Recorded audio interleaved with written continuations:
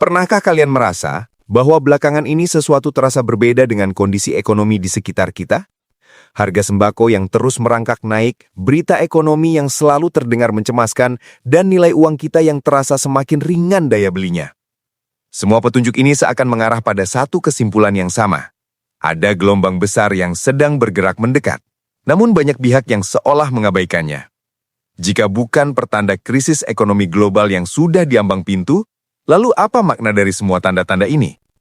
Di video kali ini, kita akan mengupas tuntas berbagai indikator kuat yang sedang bermunculan, menganalisis mengapa fondasi ekonomi dunia semakin lemah, dan yang terpenting, apa implikasinya bagi kita semua di Indonesia. Jangan lupa subscribe channel Asupan Otak dan nyalakan notifikasinya supaya kalian tidak ketinggalan pembahasan penting lainnya. Mari kita mulai. Bagian 1. Inflasi yang terus membara.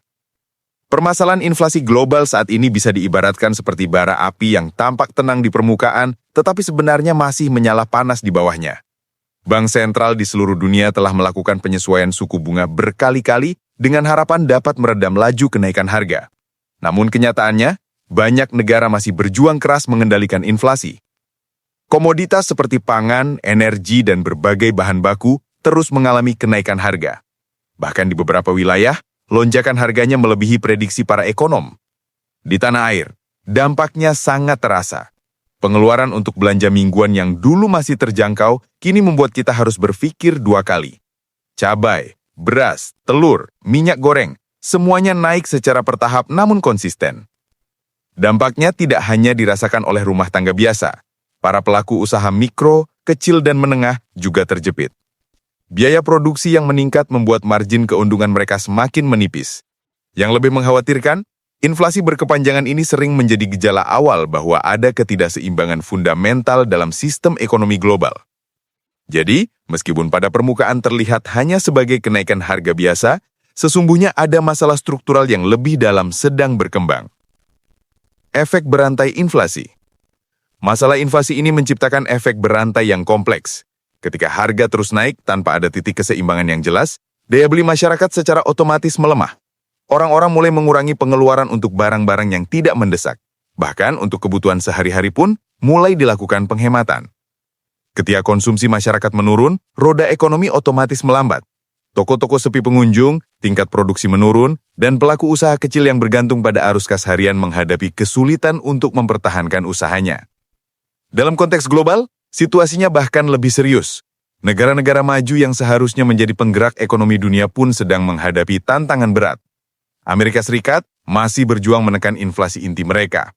Eropa berhadapan dengan biaya energi yang sangat tinggi. Dan Jepang sedang mengalami perubahan besar dalam kebijakan moneter mereka setelah berpuluh tahun menerapkan suku bunga ultra rendah. Jika negara-negara dengan ekonomi kuat saja mengalami kesulitan mengendalikan harga, negara berkembang seperti Indonesia tentu akan merasakan dampak yang lebih signifikan. Terlebih lagi, kita masih sangat bergantung pada impor untuk banyak kebutuhan pokok dan bahan baku industri. Inilah mengapa inflasi bukan sekedar angka statistik yang muncul di berita. Ini adalah alarm peringatan bahwa ada tekanan besar dalam sistem ekonomi yang mungkin belum terlihat secara kasat mata. Bagian 2. Ketegangan geopolitik yang meningkat. Saat ini, hubungan antar negara-negara besar di dunia bisa diibaratkan seperti bara aki yang terus dikipasi. Tidak pernah benar-benar padam. Konflik di kawasan Timur Tengah terus memanas. Perang antara Rusia dan Ukraina belum menunjukkan tanda-tanda akan berakhir. Dan ketegangan antara Amerika Serikat dan Tiongkok semakin tajam, meliputi bidang teknologi, perdagangan, hingga pertahanan militer. Semua dinamika ini membuat dunia seolah berada di atas papan catur raksasa yang bisa berubah arah kapan saja. Yang sering tidak disadari banyak orang adalah bahwa setiap konflik besar memiliki dampak langsung terhadap ekonomi global. Pasokan energi terganggu, jalur perdagangan terhambat, dan para investor menjadi sangat berhati-hati dalam menempatkan modal mereka di negara-negara dengan risiko tinggi. Indonesia memang secara geografis jauh dari pusat-pusat konflik tersebut, tetapi dampaknya tidak pernah benar-benar jauh dari kita. Ketika harga minyak dunia naik sedikit saja, kita langsung merasakan kenaikan harga bahan bakar. Ketika ketegangan perdagangan global meningkat, nilai tukar rupiah ikut bergejolak. Seolah-olah apapun yang terjadi di belahan dunia manapun, cepat atau lambat selalu berpengaruh pada kehidupan ekonomi masyarakat Indonesia. Inilah mengapa ketegangan geopolitik yang terus meningkat adalah salah satu sinyal paling kuat bahwa stabilitas dunia sedang dalam kondisi rapuh. Dampak langsung ke harga energi. Dampak dari ketegangan geopolitik paling cepat terasa adalah pada sektor energi. Setiap kali terjadi eskalasi ketegangan, harga minyak global langsung melonjak karena pasar khawatir akan terjadi gangguan pasokan. Ketika harga minyak naik, efeknya berlapis-lapis. Biaya transportasi menjadi lebih mahal, biaya produksi meningkat, dan hampir semua sektor ekonomi terkena imbasnya. Di Indonesia, perubahan harga minyak dunia selalu menjadi isu yang sangat sensitif. Kenaikan harga bahan bakar membuat ongkos kirim melonjak, sehingga para pedagang dan produsen tidak punya pilihan selain menaikkan harga barang. Ini yang membuat pengendalian inflasi semakin sulit dilakukan.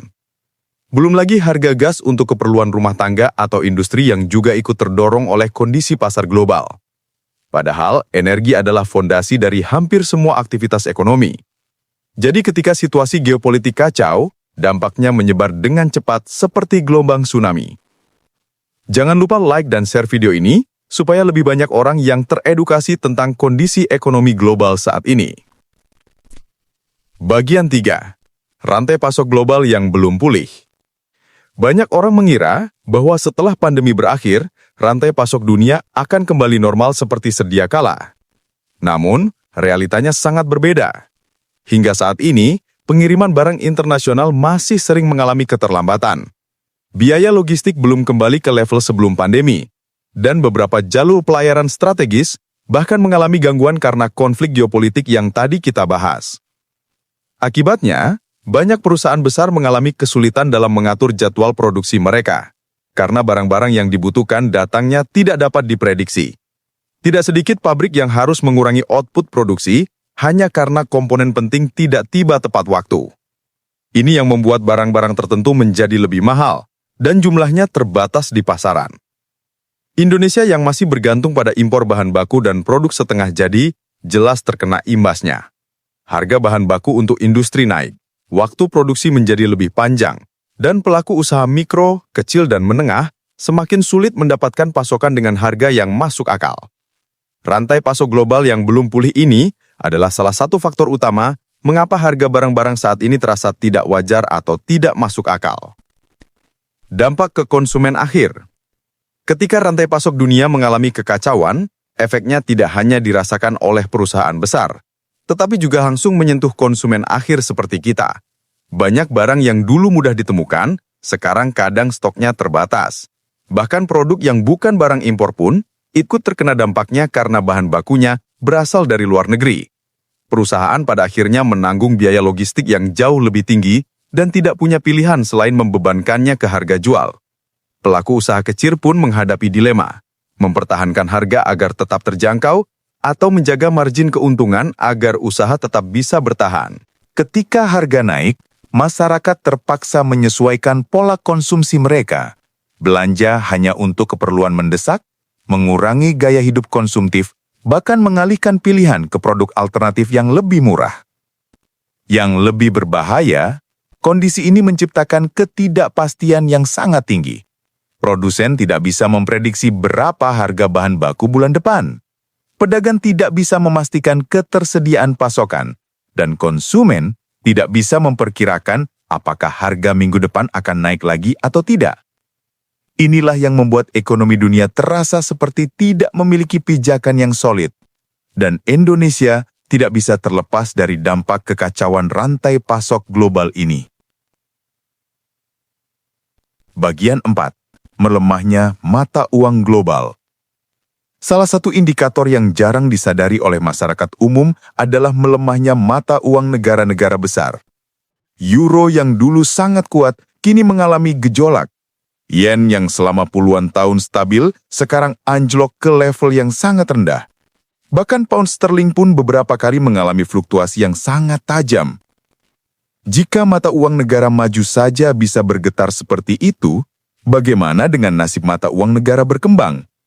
Ketika mata uang besar melemah, artinya pasar global sedang mengalami ketidakpastian yang sangat serius. para investor kebingungan menentukan langkah, dan ekonomi dunia sedang berada dalam fase mencari pijakan baru. Nilai tukar yang tidak stabil selalu menjadi pertanda bahwa ada tekanan besar yang bekerja di balik layar. Entah itu dari inflasi, kebijakan moneter yang tidak konsisten, atau konflik geopolitik. Dan yang paling mengkhawatirkan adalah bahwa pergerakan mata uang ini sering menjadi awal dari gejolak ekonomi yang lebih besar lagi. Dampak ke Indonesia. Di Indonesia, dampak dari gejolak mata uang global langsung terasa melalui pergerakan rupiah.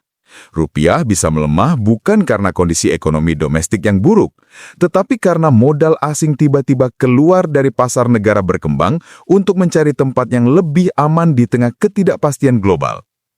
Ketika dolar menguat, biaya impor otomatis naik, mulai dari pangan, obat-obatan, bahan baku industri, sampai barang elektronik. Semuanya bergantung pada nilai tukar.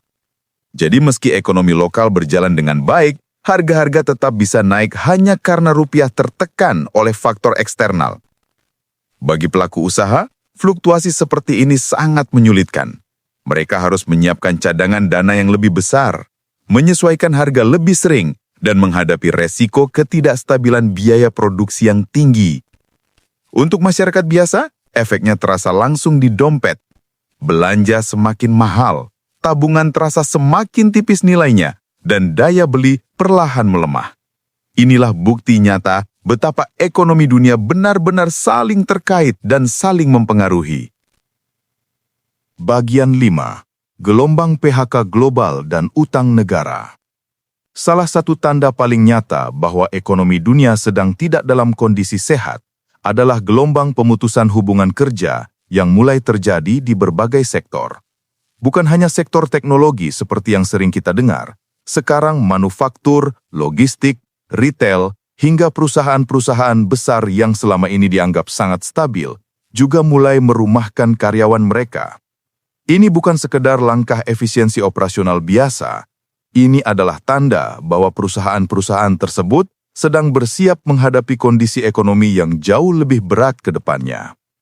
Di banyak negara, perusahaan sudah secara terang-terangan menyebutkan penurunan permintaan sebagai alasan utama pemutusan hubungan kerja. Masyarakat berbelanja lebih sedikit, industri melambat, dan modal baru semakin sulit untuk masuk. Di Indonesia, kita mulai melihat gejala serupa. Perusahaan mengurangi jam kerja, kontrak tidak diperpanjang, dan beberapa pabrik menahan rencana ekspansi mereka. Pemutusan hubungan kerja dalam skala global seperti ini adalah sinyal kuat bahwa rantai ekonomi sedang melemah dari hulu sampai hilir.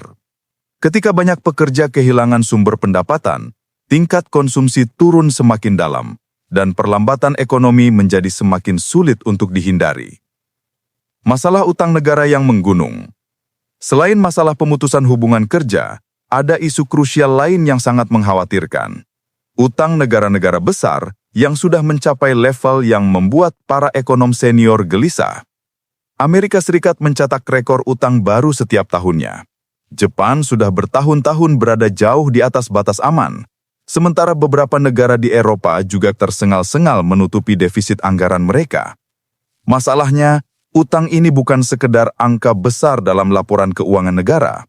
Ini adalah beban yang terus bertambah dan harus dibayar dengan bunga yang semakin tinggi seiring naiknya suku bunga global. Ketika suku bunga global naik, beban bunga yang harus dibayar ikut melonjak drastis. Artinya, semakin banyak uang rakyat yang harus dialokasikan untuk membayar utang daripada digunakan untuk pelayanan publik, pembangunan infrastruktur, atau program-program ekonomi produktif. Dan jika negara maju saja sudah kesulitan mengendalikan utang mereka, negara berkembang berada di posisi yang jauh lebih rentan dan berbahaya. Kondisi ini menunjukkan bahwa dunia sedang memasuki fase di mana banyak negara membayar kesalahan masa lalu dengan mengorbankan kesempatan masa depan. Indonesia memang masih dalam kategori relatif aman, tetapi tetap harus sangat waspada. Ketergantungan pada utang untuk membangun ekonomi bisa menjadi bumerang jika tingkat bunga global terus berada di level tinggi dalam jangka panjang. Bagian 6. Ketidakstabilan pasar keuangan. Jika kalian memperhatikan pasar keuangan dunia saat ini, Gerakannya sudah seperti roller coaster tanpa sistem pengereman. Harga saham bisa naik sangat tinggi dalam sehari, lalu keesokan harinya jatuh bebas seolah gravitasi tidak berlaku. Pasar aset digital seperti kripto bahkan lebih ekstrim lagi. Naik turunnya bisa seperti ombak badai yang tidak terduga. Ini bukan sekedar fluktuasi pasar yang normal, tetapi pertanda bahwa kepercayaan pasar sedang sangat goyah. Para investor besar semakin berhati-hati.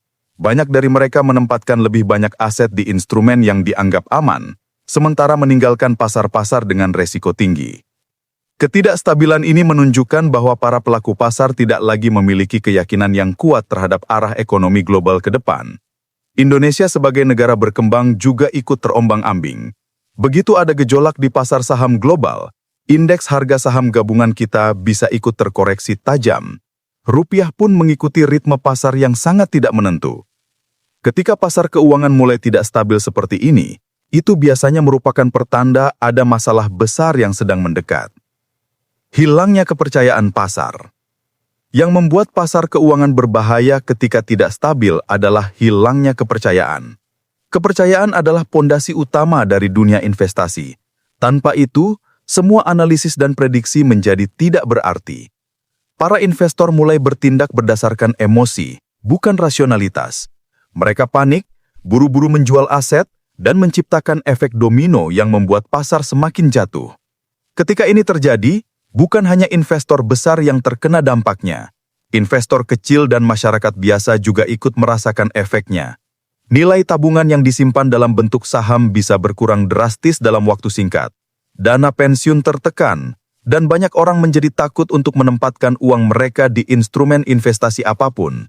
Dari perspektif makroekonomi, hilangnya kepercayaan pasar bisa sangat memperlambat pemulihan ekonomi. Perusahaan menjadi sulit mencari pendanaan untuk ekspansi. Perusahaan rintisan kesulitan mendapatkan investasi, dan proyek-proyek pembangunan penting tertunda. Inilah mengapa ketidakstabilan pasar keuangan sering dianggap sebagai sinyal peringatan dini sebelum krisis yang lebih besar terjadi. Jika kalian perhatikan semua indikator yang sudah kita bahas tadi, mulai dari inflasi yang sulit dikendalikan, konflik geopolitik yang semakin panas, rantai pasok yang belum pulih sepenuhnya, mata uang dunia yang bergejolak, gelombang pemutusan hubungan kerja global, utang negara yang terus membengkak, sampai pasar keuangan yang sangat tidak stabil, sebenarnya dunia sedang memberikan pesan yang sangat jelas kepada kita semua. Bersiaplah. Ada badai besar di depan. Tapi yang penting untuk diingat, krisis ekonomi bukan sesuatu yang harus membuat kita panik berlebihan.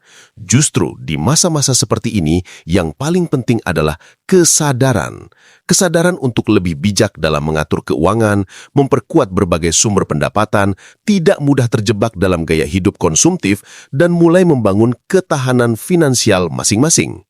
Kita mungkin tidak bisa mengendalikan apa yang terjadi di luar negeri, tetapi kita pasti bisa mengendalikan bagaimana kita merespons dan mempersiapkan diri.